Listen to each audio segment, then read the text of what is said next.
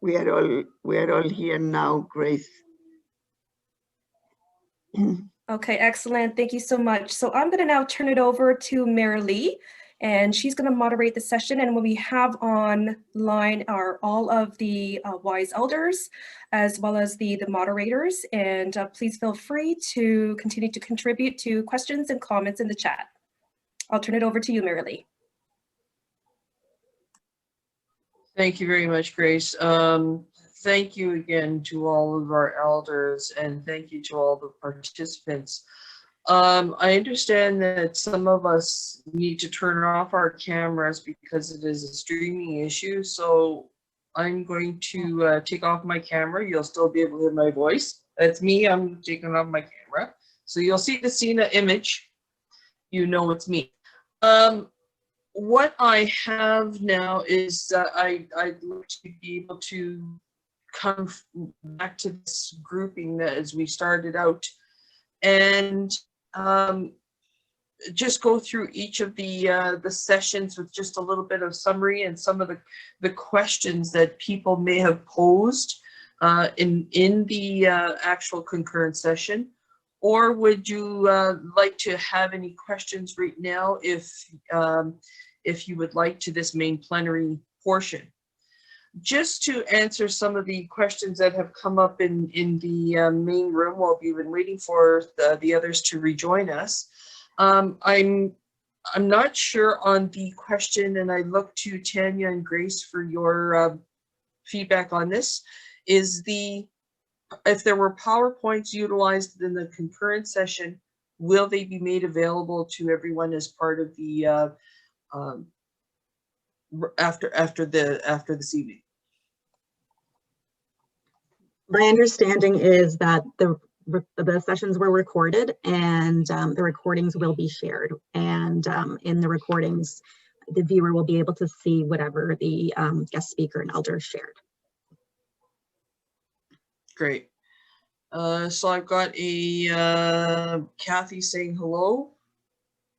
Mary, you're amazing. Yes, I forgot to say that Perry was medicine for my spirit.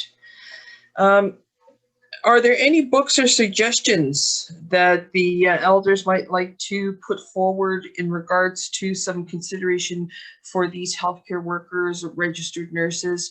We had some questions in our particular session with Kevin Deere in regards to how should one prepare themselves in making the connections between traditional medicine approaches and Western medicine? How do we maintain that knowledge so that we can respect the integrity and the privacy of someone's traditional ways, their medicine bundle, the power that is theirs? So if any of the elders would like to come forward and answer that question for our panel, for our attendees, thank you.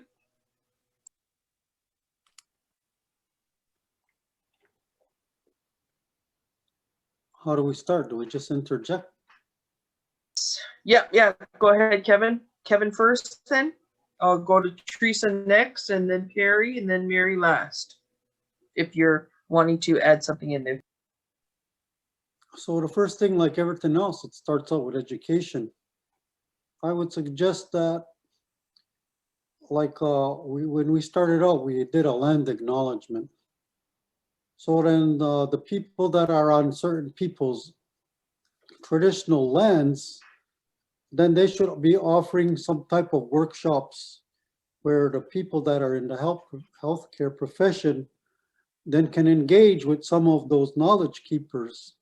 And if there's any questions that they have, then they could be knowledgeable about it. That would be one suggestion. Thank you, Kevin.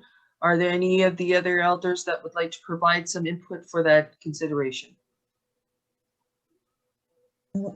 Terry? Yes, I worked in a hospital in my area. It's called Mino-Bimaadziwin Hospital, and when that hospital became a reality, my late husband fasted in 1988 at the old Indian hospital, we called it, in Solacot, with 4 other community members from our First Nation Sandy Lake. There was 5 of them that fasted. My late husband recognized that the poor health services our communities were experiencing.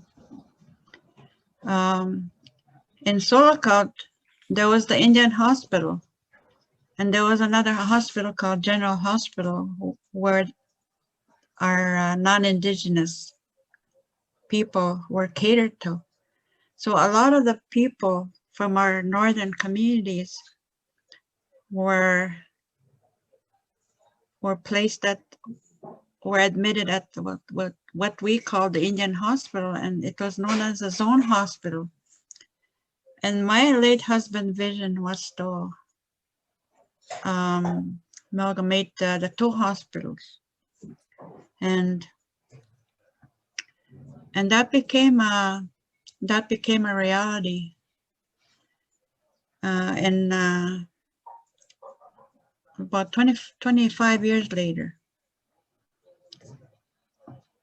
But my late husband always worked with doctors. And when I worked at that hospital later on in 2014,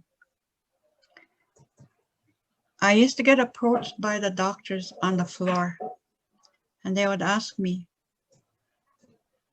this patient is not responding to our Western medicine.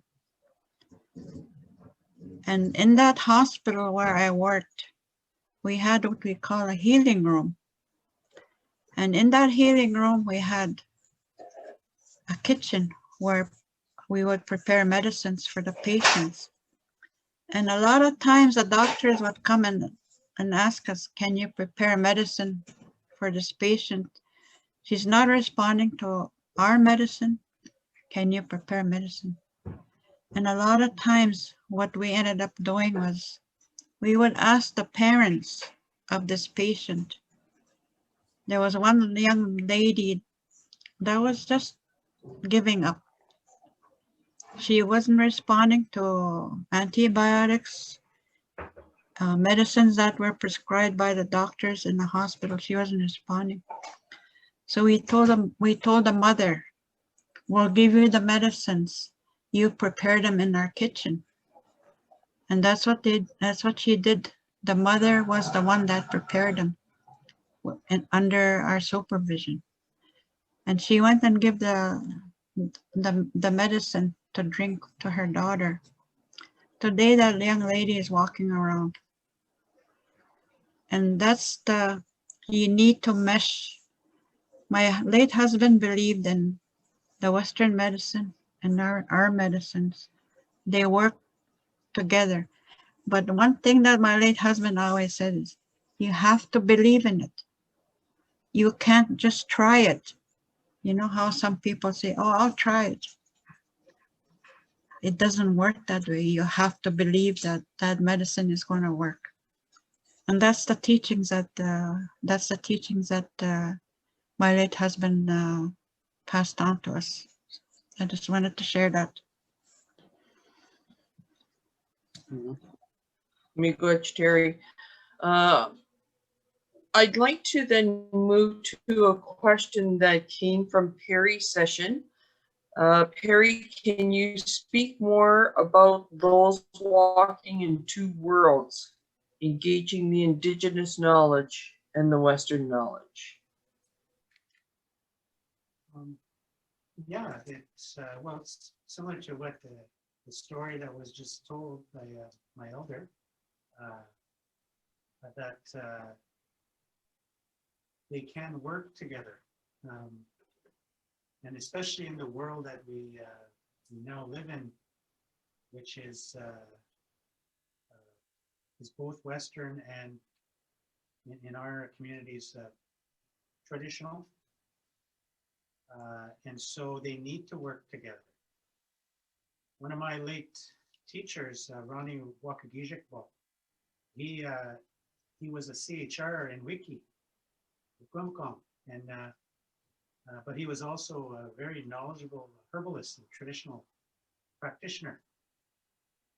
And he was instrumental in the Sudbury Regional Hospital creating their medicine lodge that they have there now, in a place where traditional medicine had a space along with, with Western. But he always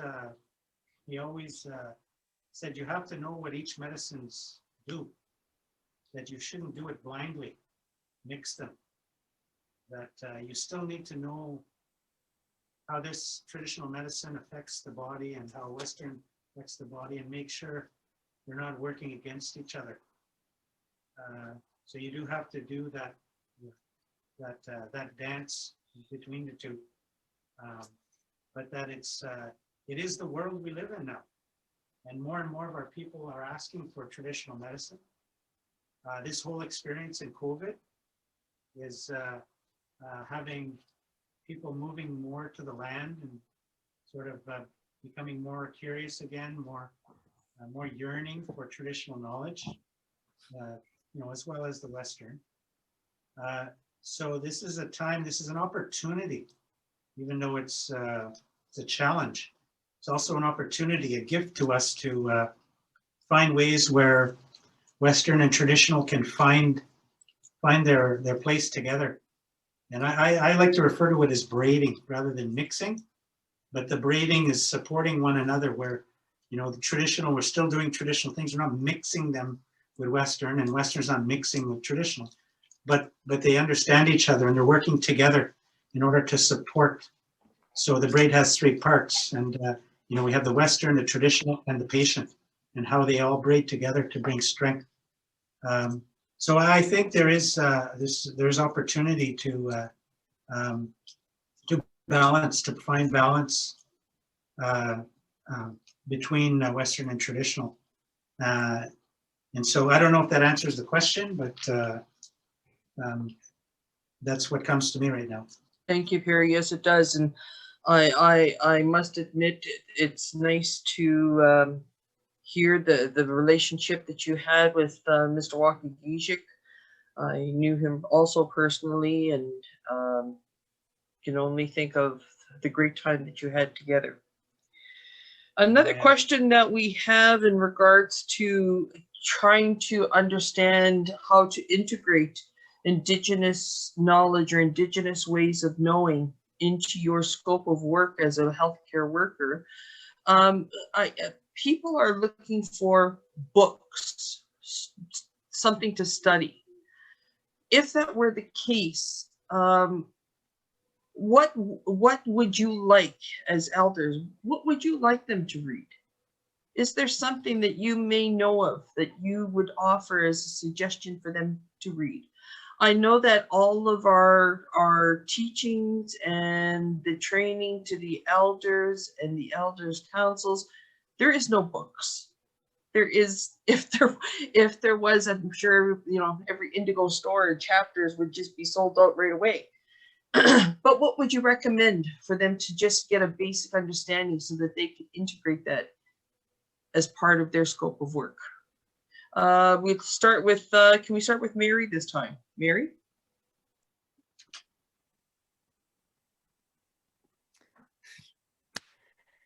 Bonjour.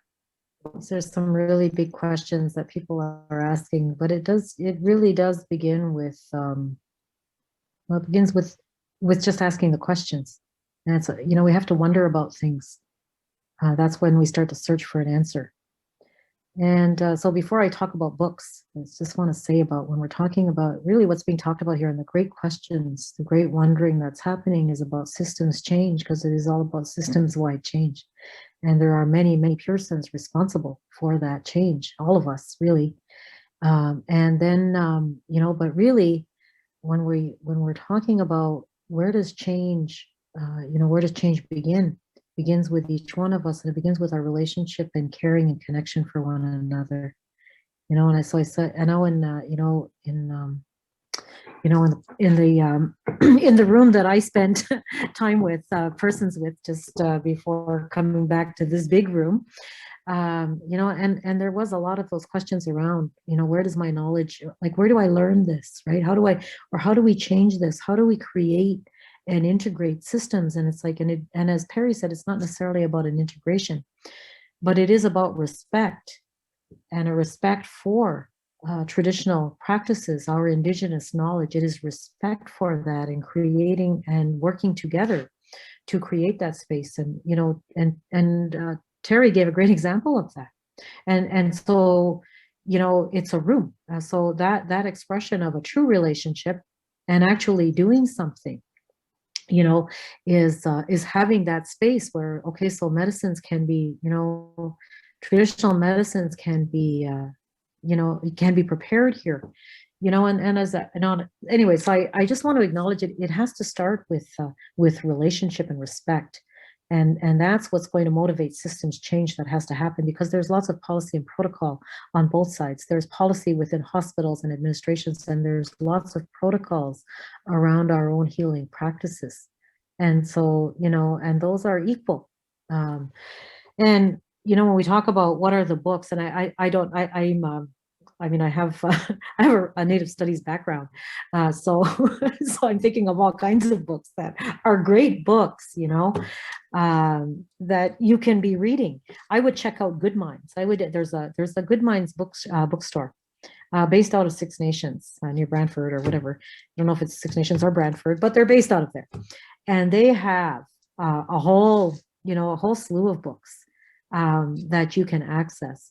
I am partial. But I don't know how accessible it is any longer, but there's, you know, this is more in relation if you're, you know, or if you're an Anishinaabe speaking person, Anishinaabe Ojibwe, more in line with that, that you would be looking for a book called the Mishomis book. And that gives you some great understanding, you know, about a worldview. And, but then, as I said, there are lots of, you know, there's lots of books out there that help us to, or that will help to create understanding in many ways. Because if you're talking about health, it's not just specifically about ceremonies. It's what is our experience as Indigenous people? What's our philosophy? You know, what are, and current, right? A lot of current story right now that we still experience. Anyways, that's my brief input into that question. Miigwech. Miigwech. Thank you very much, Mary. That you know, it's a hard question, because, like I said in the beginning, we don't have the books. But if you know, and that's a very Western view, or we're very Western perspective to try to, where do I go learn it? Where did we go to learn about you?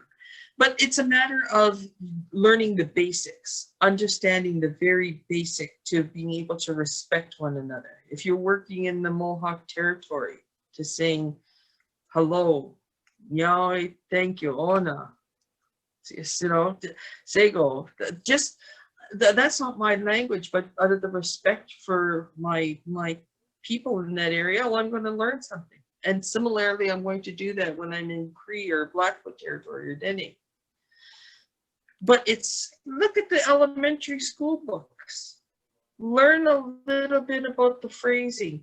Understand a little bit about the language where you are working in. If you're working in Thunder Bay, learn some Ojibwe, some Oji Cree. So talk to the people so that you will have an understanding and appreciation for when you are providing the care services, and you hear that term, you're able to say, oh, I know that. I know that word. I know those words. Is there any, Terry, no, who did we go to next? Perry, Mary, Terry, Perry? Since you're doing a lot of the cultural teachings at the... Oh, I just wanted to add on to what Mary was saying, you know, and learning is not just an intellectual journey, it's physical, it's emotional, spiritual. And, you know, we were forced out of our communities and out of our teaching lodges to sit in the non-native schools and to read books and be part of that colonized classroom to learn the ways of Western. And so if you're asking about traditional, then the journey has to be the same. There's no shortcuts here.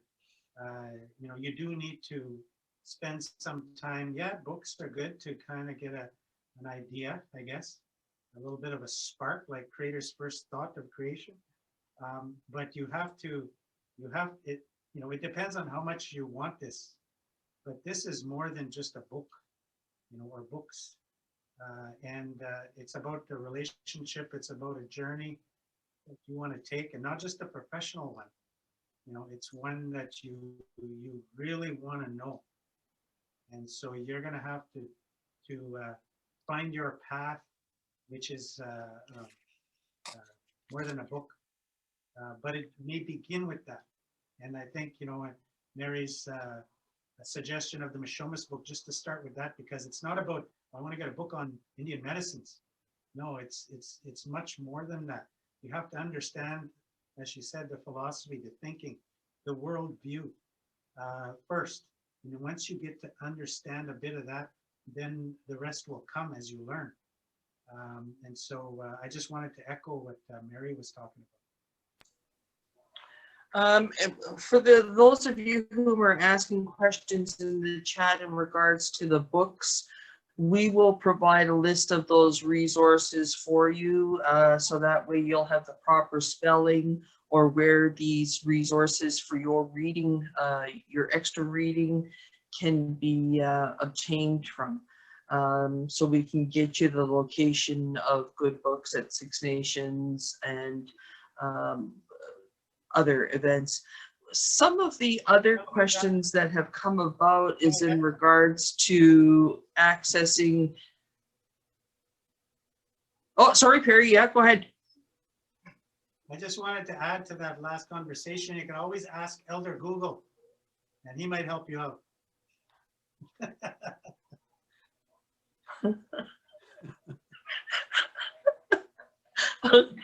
Okay. So with that, you know, with that in mind, it's a matter too of a lot of the organizations whom are here at this table this evening with you are also looking at ways that we're going to integrate Indigenous nursing knowledge or Indigenous knowledge into the scope of work for many disciplines. And it's going to be a long process, but it is one that is going to be necessary to take baby steps, because we want to make sure that our healthcare workers are properly informed and are properly given the, you know, the ammunition that they need to face the challenges as part of their learning and their growth. With that, I see that it's 8:55. Are there any burning questions out there that people would like to have put forward tonight that you need to have an answer to this evening? We can keep the chat open for a little bit. Put in your questions there. We are going to definitely look at how we're going to be able to respond to these and get you the resources, some of the book name spelling. Just for quickly, there's somebody who really needs to know tonight, how do you spell Mishomis book? So M-I-S-H-O-M-I-S. M-I-S-H-O-M-I-S, Mishomis. Okay? Book. Okay, I think you can do that one. We'll get Google Elder book. So with that in mind, if there is nothing else, I would like to now look at closing the session and thank everybody, thank our elders, and before we do close off, I'd like to just go for one quick round to each of the elders for any closing thoughts before we call upon Kevin to do the closing prayer and closing our session. I'll start with Mary, and then I'll go to Terry, Perry, Mary, Terry, and Perry, and then Kevin closing.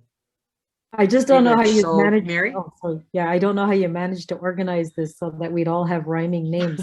But anyways, but, all I have is miigwech to all of you who have organized this, for all of these wonderful people with their great big caring hearts who work so hard for the people in all of our communities and amongst the people. And I just wish you all well. And I just say miigwech, I extend to you, each one of you, my miigwech for all that you are and all that you do. Miigwech.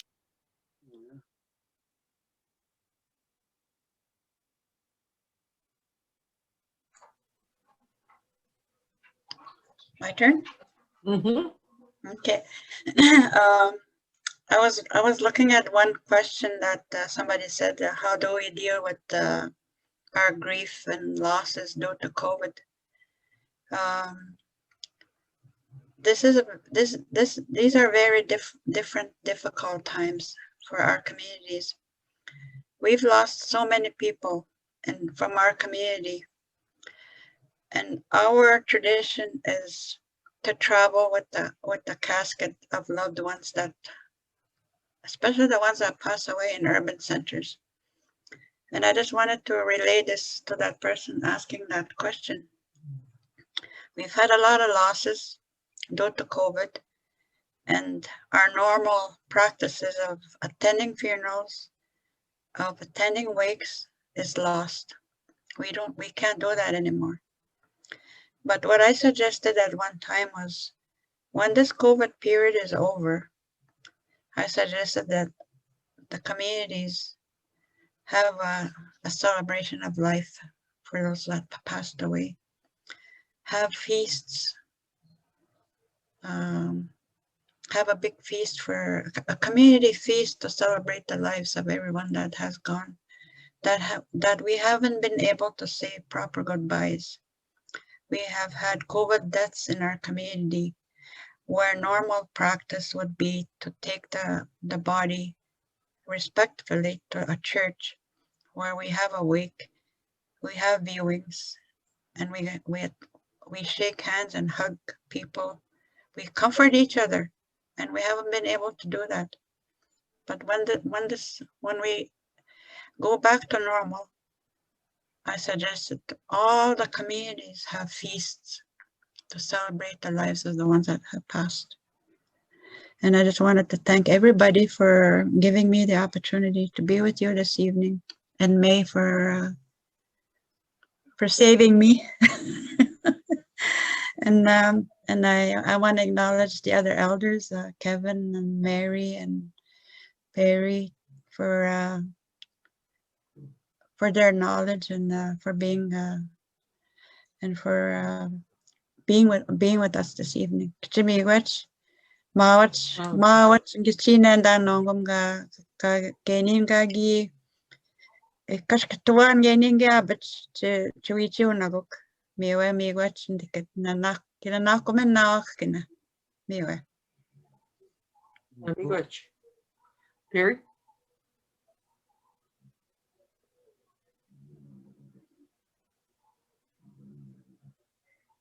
Perry? Right, for sharing your time, because of all the gifts we have, that's the greatest and most valuable gift you can share. And you know, it's the one gift when we're standing at the western door that we usually want a little bit more of, is that gift of time. And so it's important to know. And also in terms of medicine, one of our greatest medicines that as Indigenous people, and not just Anishinaabe, but all Indigenous people, that we use is that medicine of humor, of laughter, and you know, of teasing one another, showing our affection to one another, and laughing together. That's one of the greatest medicines. It has got us through the darkest of times, is laughter and humor. And so I love to use that as much as I can. You know, in teasing, we like to tease each other. And I always tell people who come to our communities, you know, when they look for advice and they look for how they can fit in and, some tips. And I said, well, if you come to our community, just so you know, if we don't tease you, we don't like you. And so it's important, to use and see that gift of humor as a medicine that brings, brings goodness to all of us. So, Chimiquetch. Miigwech Perry. Before I finally hand over the last segment to Kevin, I would like to also remind participants that they can submit. They will be asked to submit their questions, and we will also be sending you an evaluation in the coming days. But before I do so, I'd like to thank the members of the Planning Committee. And if you could just maybe give a wave to May Cat, and thank you for inviting me into this journey. To Gondokos, Diane Longboat, Tanya Costa, Grace Suva, Lauren King, and congratulations on your on coming into the webinar circle. Lauren, give a wave. Thank you. To Cheryl for graciously standing in for the Ontario office, and we are thinking of Bernadette Gonzo for she's doing some healing right now. She broke her arm, so we're reminded of our colleague who couldn't be with us tonight.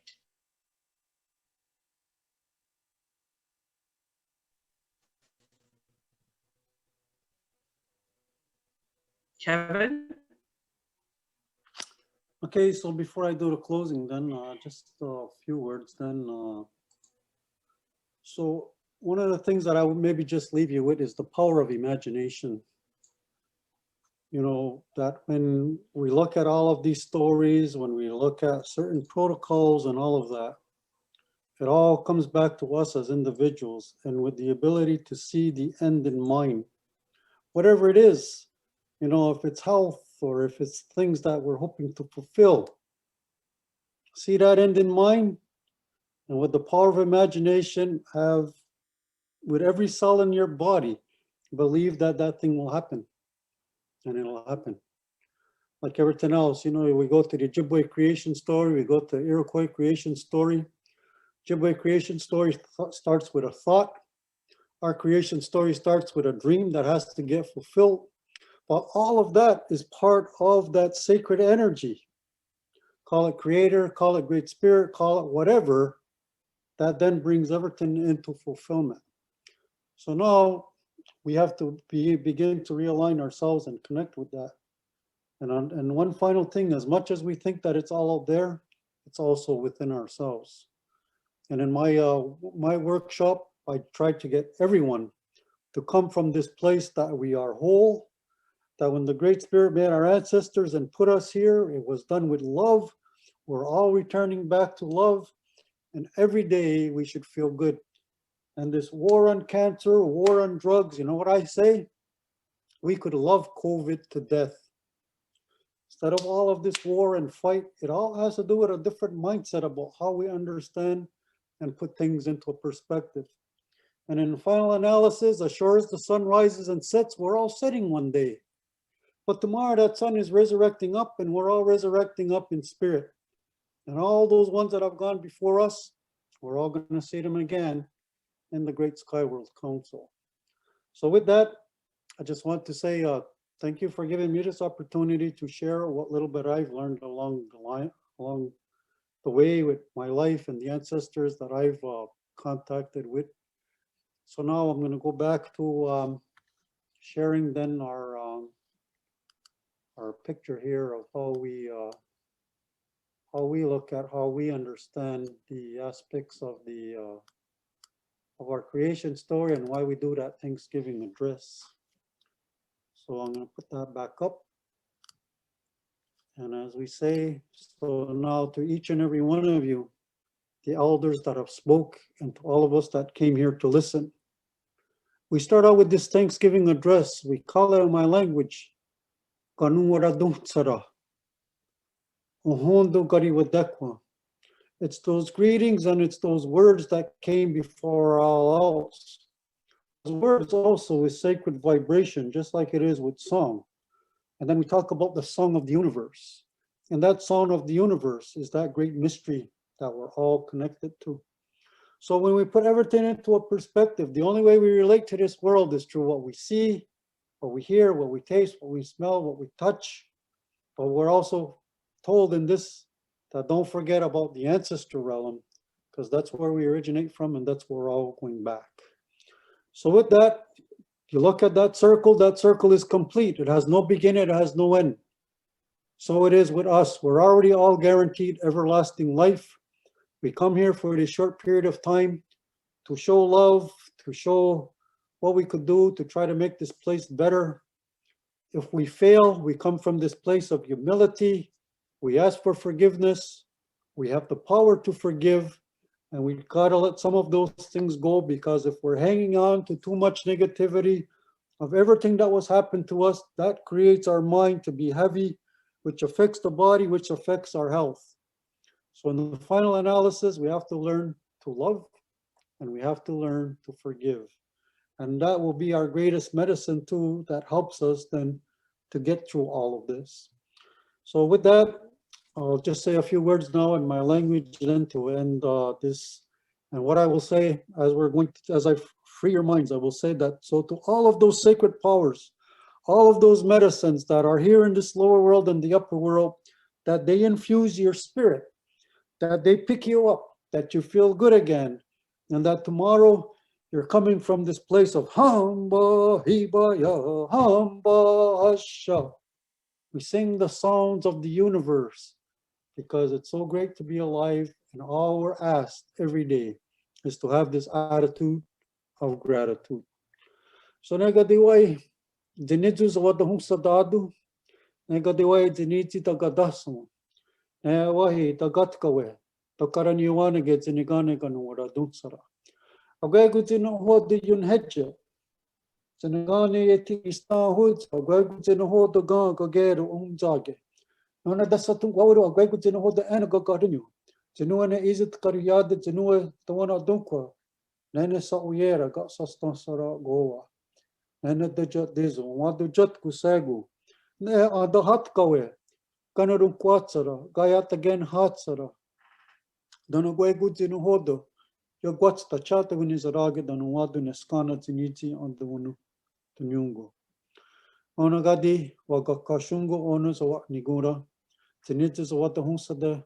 Ayonski za nigura dan nene Zayata gunga gwegu zaha aga satstene senora are skatne on the watarunyo senho de yugoyok ne gonu ne zimzada ekadine na yoktune zo nigura.